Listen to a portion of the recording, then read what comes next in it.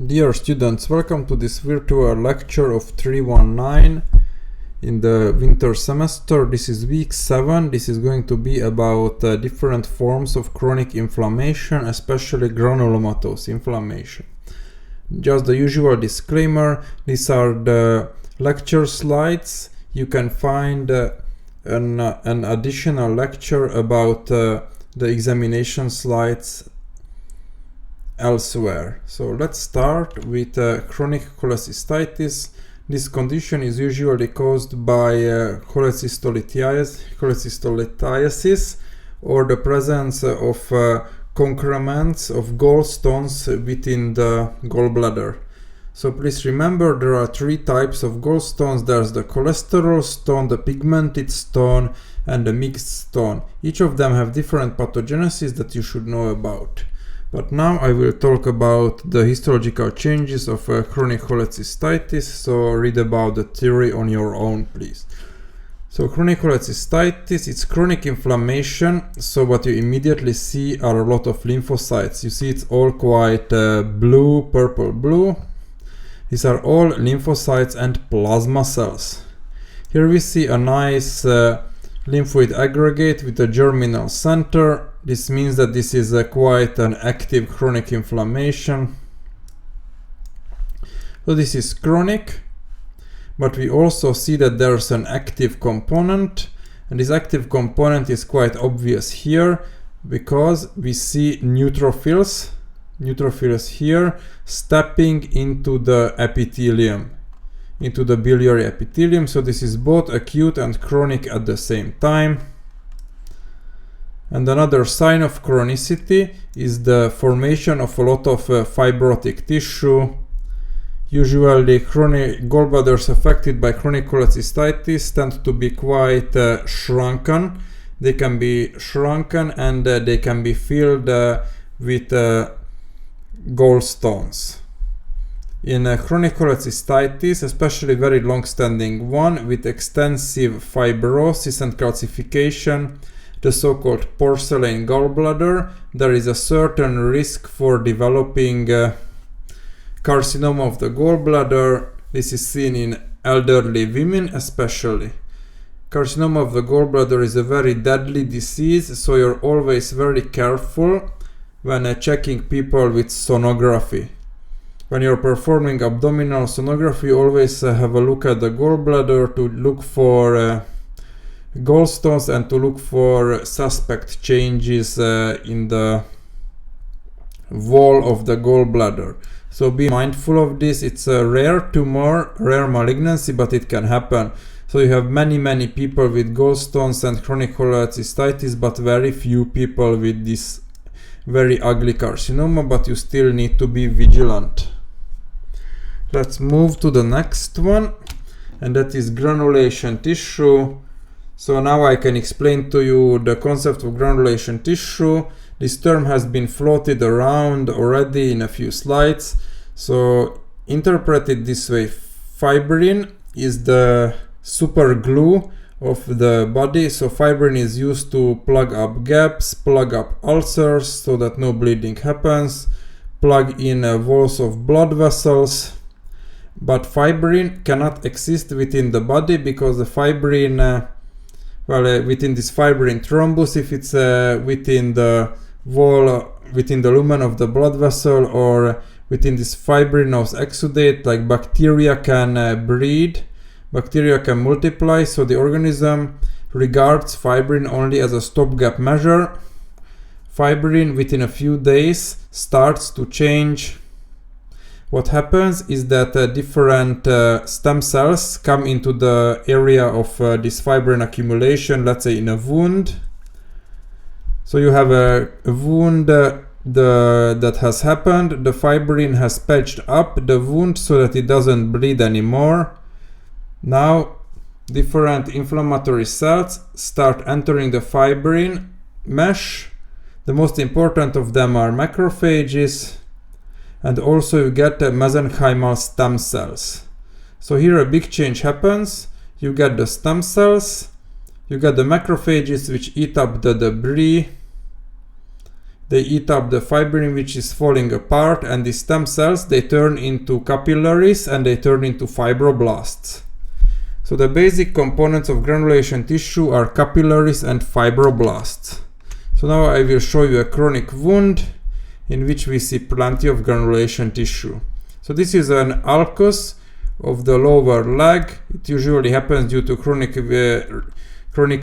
venous insufficiency. In this case, this is a huge and ugly wound. We don't have any epithelium in this sample. It's a very deep wound. So here you see the granulation tissue. It's very loose collagenous tissue.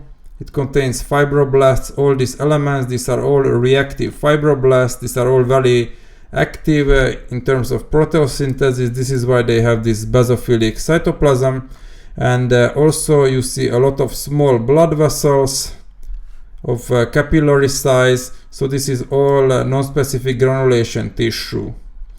Non-specific granulation tissue is a part of the normal wound healing process, and gradually non-specific granulation tissue is converted into scar.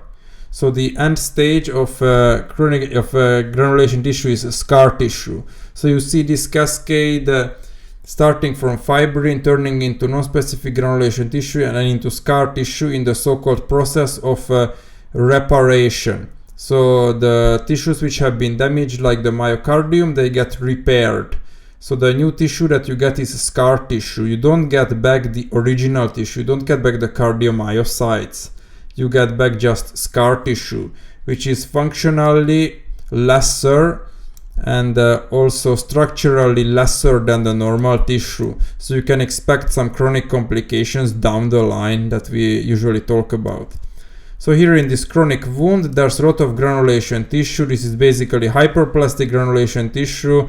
You see this a lot in chronic wounds that are not healing very well. Remember, chronic inflammation can be a self-perpetuating process. So it's very hard to stop in some cases. Like chronic wounds, they can get infected, or the patient has diabetes, which prevents wounds from healing. Here you see that there's no epithelium, so the wound cannot really re-epithelize. It's very deep. It's like a very deep crater. There's also a lot of scar tissue formation around it.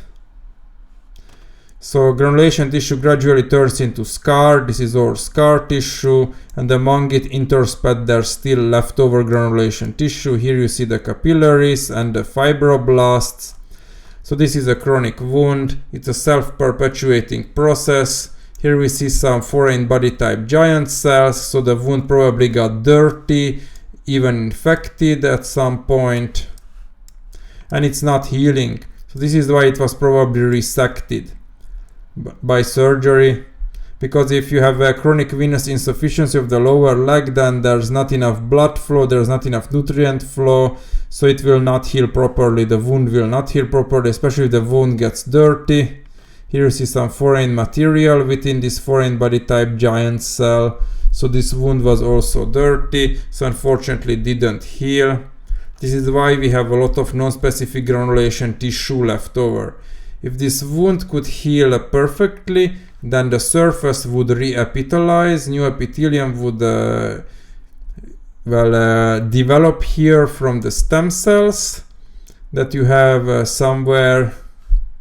Probably it would come from the borders, and the reepithelization would move as my cursor is moving towards the center, and all this non-specific granulation tissue would be turned into scar tissue like this, and the end result would be a big ugly scar. But here unfortunately the healing is not happening, and you will be seeing a lot of patients with non-healing wounds, especially diabetic patients. So let's move to the next. So in some cases you get the scar, but the scar itself is pathologic. So this condition, the so-called keloid scar, it's a bit less frequent in our population. It's usually seen in people of African descent. There are some cultures even provoke the formation of keloid scars, and they use it as a scar tattooing. So here you see this is a big lesion. It's covered by epidermis. Here you see the epidermis, quite normal. And if I zoom out, we can see that here we have like a huge tumor. Basically, this is a tumor, a big nodule. Keloid scars tend to be quite soft, they are easy to recognize, they tend to have a shiny surface, they can be a bit more reddish if they are fresh, and they turn a bit more whitish if they are older, but you can see that this scar is quite elevated and it must have been quite ugly. And now I zoom in. The surface, there's still the epidermis. And if I go a bit deeper, we see the characteristic features of keloid scar. We see these very thick, rope-like bundles of eosinophilic collagen. You see these very thick bundles? This is extremely typical for keloid scar. Just remember this. I think this is even an examination slide if I'm not wrong. But this is a very obvious feature, very eosinophilic, almost hyaline-like. Thick, ropey bundles of collagen. This is the keloid scar. This is quite a nuisance. It's very difficult to treat. You need to perform re-excisions, but the keloid scar can come back within the re-excision itself. So in some places they do like cryotherapy or something like that. I mean, probably in a plastic surgery they could tell you more about this. I'm not an expert in treatment of these things, but I know that they are a bit hard to treat. Okay, let's move on to the next one. Healing of bone fracture. So when your bone fractures, it also heals. The healing process is very similar to granulation tissue formation. So you get tissue which has features of granulation tissue within the callus, within the healing of bone, but this also turns into lamellar bone and calcifies. So here we have the callus. This is the entire thing is the callus. This is a bone fracture which is healing. So here the healing process has already advanced a bit. If we zoom in closer, we see that there is a tissue which looks sort of like granulation tissue if you go very close, with the fibroblast-like cells and with the capillaries, but there are also areas like this. This is the so-called osteoid. Osteoid is a primitive like a woven bone which is not lamellar yet. So this is weaker bone tissue which hasn't completely calcified. Here you see a rim of osteoblasts on it. These are all osteoblasts, very metabolically active cells which are synthesizing all this material. This is a woven bone. You can see here the weave, the feathery-like structure of the bone. This is not lamellar bone yet with Haversian structures. This is just woven bone, yes, and this should gradually organize into lamellar bone. Here I'm going to guess that this resection happened because there was exuberant callus formation and the bone healing process just wasn't going very well. Here you see a hole where we have sort of a pseudocyst. I could call this a pseudocyst. So probably the ends of the bone weren't reconnected very well and it wasn't healing well. This is why they had to resect part of the bone and put a new bony graft there. We have like we call it the bone bank. It's probably called differently in your language, and they take pieces of bone from dead donors, and then they can reimplant it into people who need to have their parts of their bones replaced, and then this graft from these cadaverous donors, it gets overtaken by cells which are alive and it gets incorporated into bone. So I'm going to guess here we have a lot of bony callus. So there was exuberant callus formation with a pseudocyst, and this wasn't healing very well. This is why it got replaced. So once again, remember, the bony callus is similar to granulation tissue, but you have a fibrillary bone formation. These are like irregularly anastomosing trabeculae of bone with osteoblasts on its surface. So gradually this grows. If you had a bone fracture, you maybe have seen it on an RTG scanner, you have maybe touched it, and well, even after they remove your well, the plaster which immobilized it, you can still feel on your bone that the surface is uneven. That's because you still have some callus which hasn't organized back yet, even after the 4 to 6 weeks that you had your bones immobilized. You have probably experienced that to the touch. And then this callus gets reorganized into lamellar bone, and finally there are almost no signs that you once had a bony fracture. But in this case, the healing didn't go very well. We had a hyperplastic callus which wasn't healing good with a pseudocyst, and this had to be resected. So as you can see, healing doesn't go well all the time, but in this case it's good to show you the principles. So let's move on to something that I've already touched about. We start to talk about granulomatous inflammation. We start with the most frequent thing. The most common thing that you can encounter is foreign body type giant cell reaction.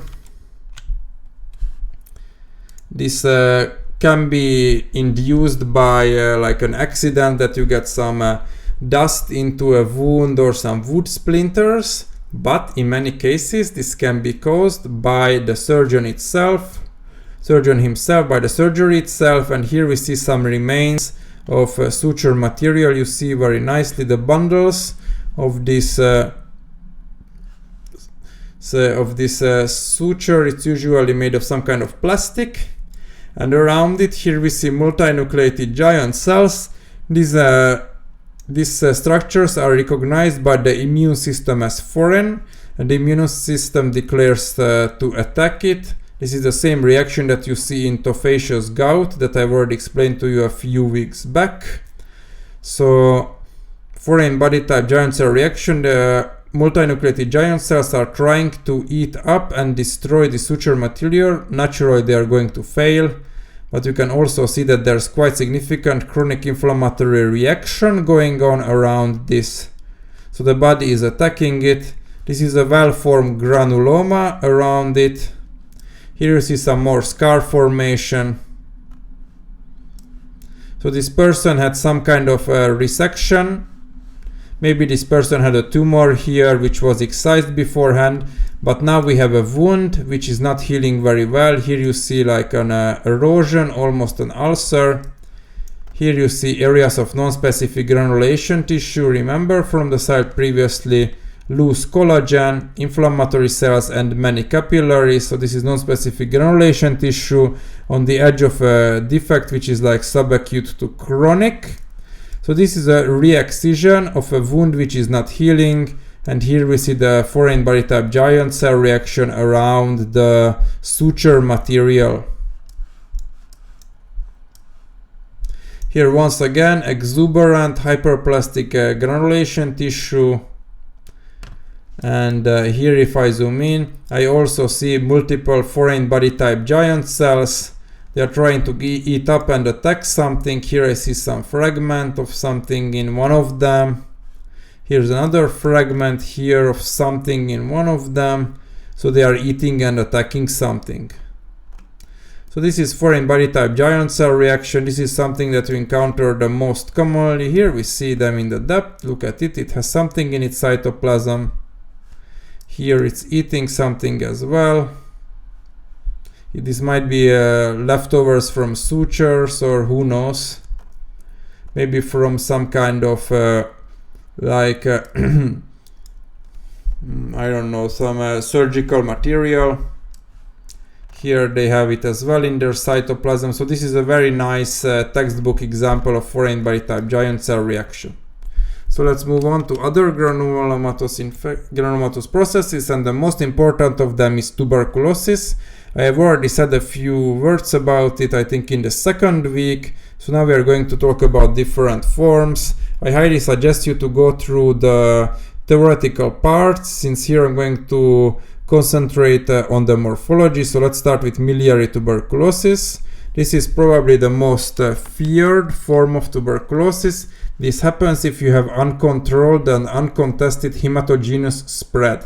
This means that multiple sort of metastatic foci of tuberculosis develop in several organs, including the lung, the spleen, the liver, and so on, anywhere in the body. So this milium is some kind of seed, is the seed of one of the cereals. I don't know which one, but it's a small seed. And here we have small foci. You're already starting to see it here. Here's one, here's another. This is the lung naturally. Here's another. So here you have only in this slide at least 50 different foci. Here's one, here's one, here's one. This one looks nice. So here we have two granulomas. These tuberculous granulomas consist of a central area of caseous necrosis. You see the eosinophilic granular debris and the karyorectic nuclei from the inflammatory cells. Then around it you see some histiocytes like this, the epitheliate histiocytes. You see some small lymphocytes, and naturally you see the multinucleated giant cells of the Langhans type. They tend to have their nuclei at the periphery, so they are morphologically different from foreign body type giant cells because they tend to have the nuclei everywhere in their cytoplasm. This has 100 nuclei or even more, and it has them at the periphery. So multiple components of the granuloma, once again caseous necrosis, small lymphocytes, epithelial histiocytes like this one here, and the multinucleated Langhans type giant cells. So miliary tuberculosis, you have multiple small granulomas like this. This is extremely deadly. This person had very big problems with their lungs, because here you see there's a lot of edema. Remember one of the previous lectures, here's the edema fluid within the lung. So this person suffered from dyspnoe, suffered from extremely heavy damage to the lung, and this was probably the cause of death, either like probably some kind of respiratory failure. But this is very, very advanced damage to the lung due to tuberculosis. We don't see this very often. I think children are a bit more at risk for this, especially very, very young children can develop miliary tuberculosis, or older people who are immunocompromised very heavily. You can learn more about miliary tuberculosis from their lecture notes. Let's move on to the next slide. Miliary tuberculosis of the liver. So this is another organ which has been affected. It's probably the same patient, I would wager. We encounter this very rarely, so we made the most we could from this autopsy case. Here you see the liver, the hepatocytes with the lipofuscin. You probably remember there's some steatosis of the macrovesicular type. And if I zoom out and look a bit carefully around, here you see some granulomas. Well, these ones are not having a necrosis in the middle. What I'm going to guess, this is the same patient who had the lung granulomas. So even though they are not necrotic, it's still enough for us. And here they have this beautiful Langhans type giant cell. You can see that there are like 50 nuclei at the periphery. This is a beautiful example of Langhans type giant cell. So this is a granuloma of miliary tuberculosis. Once again, I'm repeating, us not having necrosis, it shouldn't be a big problem. It shouldn't be a big concern to us. Whenever we are trying to prove that the patient has tuberculosis, the gold standard is a PCR test from the tissues affected by tuberculosis, and we detect the DNA of Mycobacterium tuberculosis or some other kind of Mycobacterium within this sample. This is the gold standard. Us like looking at the morphology and performing the Ziehl Neelsen stain, well, it's nice fun for us. But what is the gold standard is the PCR detection of mycobacterial DNA. That's what makes the diagnosis, not our morphology. Remember this. So let's move on. One last form of tuberculosis, caseous pneumonia. This is probably the most serious form of tuberculosis. It usually happens in patients who have something wrong with their immune system. So this could be in elderly, or it could be in HIV positive patients who have AIDS, or it could happen if a patient with unknown tuberculosis gets some kind of immunosuppressant drugs like TNF alpha inhibitors or corticosteroids. So you can cause this by accident if you're not careful enough. So whenever you're giving systemic immunosuppressive therapy or immunomodulatory therapy, especially with TNF-alpha inhibitors, you need to be 125% sure that this patient doesn't have tuberculosis. So let's check out the slide. Here the damage is quite extensive. You see already from a small magnification that it's barely recognizable as the lung. Here you have some areas with edema fluid, with a lot of inflammatory infiltrate and exudate. These are mostly histiocytes, foamy histiocytes, and we see huge map-like areas of caseous necrosis. You see it's eosinophilic, it has some nuclear debris, and all these cells, every single cell, they are going to be full of mycobacteria. This patient is not able to mount an effective immune reaction. You can only see in some places singular Langhans type giant cells, but you're not seeing the nicely formed granulomas because the immune system is not really functioning. They cannot start the type 4 hypersensitivity reaction that we see in tuberculosis because the immune system is simply not working. So a tuberculosis infection goes unchecked with unchecked caseous necrosis, with devastating effects on the lung parenchyma. As you can see, huge areas of caseous necrosis. Here is something that we could call a cavern. I think this could have been a cavern. A cavern is a hole in the lung, basically a pseudocyst of sort, which has been made due to destruction of the lung parenchyma by the tuberculotic process. So whenever you're doing a chest X-ray, you're looking for caverns, because if somebody has cavernous tuberculosis, then this patient is infectious. And these patients, at least here in the Czech Republic, are not allowed to be running around freely in the population because they are spreading a dangerous infectious disease. So these patients, they get locked up in the infectious ward and they get treated. It's mandated by law. If they escape, then the police come and take them back. And now I think we are almost at the end. I'm going to show you the Ziehl Neelsen staining on tuberculous meningitis. I think this was also the same patient who had the miliary tuberculosis. So we really got everything from this unfortunate fella. So here you see a Virchow-Robin, no, sorry, this is a sulcus, not a Virchow-Robin space, I apologize, this is a sulcus. And in tuberculous meningitis, the exudate of tuberculosis, the exudate is produced and it's seen in the subarachnoidal space. And here I made a helpful arrow for the Ziehl Neelsen stain. So everything which is like pink, all this pink stuff, these are all tuberculosis. Bacteria, Mycobacterium tuberculosis. So here you see the inflammatory exudate. It contains lymphocytes. There are some neutrophils, but there are also many histiocytes. And in the cytoplasm of the histiocytes, you should see the Mycobacterium tuberculosis. Here you see all these small little rods. Here's a nice rod. Here are some more rods. Mycobacterium tuberculosis, it likes to hide within the intracellular space. It hides within cytoplasmic vacuoles, mostly of macrophages. So it's a very cunning bacterium. This is how it escapes the immune system. It escapes by hiding within the cells of the immune system itself. You don't need anything more cunning than this. You couldn't come up with anything like that, I guess. So here we see a lot of mycobacteria. Here are other. So this patient had a very heavy mycobacterial load, and this meningitis could have also been the cause of death. This mycobacterial meningitis tend to have a more like a subacute to chronic course. So the patient isn't as acutely ill as in bacterial meningitis, which has a fulminant course. This one is a bit slower, like it lasts a few weeks to months.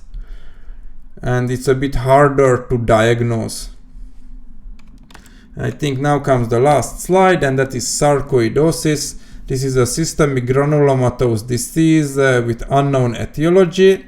In some morphological aspects, it's similar to tuberculosis, but we cannot find any mycobacteria nor other microorganisms during sarcoidosis. It has a very variable clinical course, with many patients experiencing just one bout of sarcoidosis which goes away by itself or through corticosteroids. But there are those unlucky people who develop extensive pulmonary tuberculosis sarcoidosis or sarcoidosis of the heart or the eye or the brain, so in a very dangerous and deadly places. So now I will be illustrating to you what sarcoidosis looks like from a morphological aspect, and you can learn about the theory a bit more. So this is sarcoidosis of a lymph node. This is a huge lymph node, and you can already see that something is going on here. We have some strange structures. These are all granulomas. These granulomas, they contain multinucleated Langhans type giant cells. These are the same as the cells in tuberculosis. It contains a lot of epithelioid histiocytes. These ones, they are quite nicely visible. They are big, they have very ample cytoplasm, big nuclei, and you can see a lot of small lymphocytes. So the only significant difference at first glance is, from a morphological perspective, that we don't have any caseous necrosis. So no caseous necrosis is usually present. If the granuloma of sarcoidosis is very big, it can undergo necrosis, but it's not very typical. So this is a sarcoidosis. And now I will just go around, because in some cases you can see calcified intracytoplasmic inclusions in Langhans type giant cells. Let's see if I find the so-called asteroid bodies and Schaumann bodies.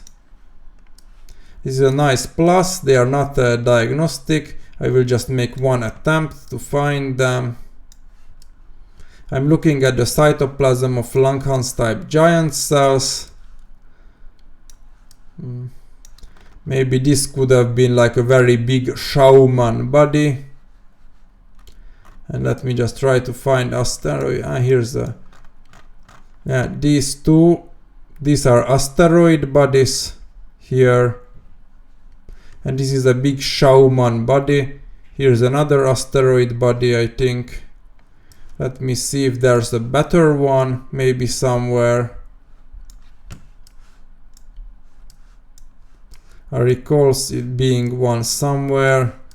Let's see if I find it. But you can find pictures of them in the textbook. Asteroid body, like asteroids in space. And Schaumann is S-C-H-A-U-M-A-N-N. Schaumann bodies. Alright, I will leave it at this. And I thank you for your attention. And have a nice day.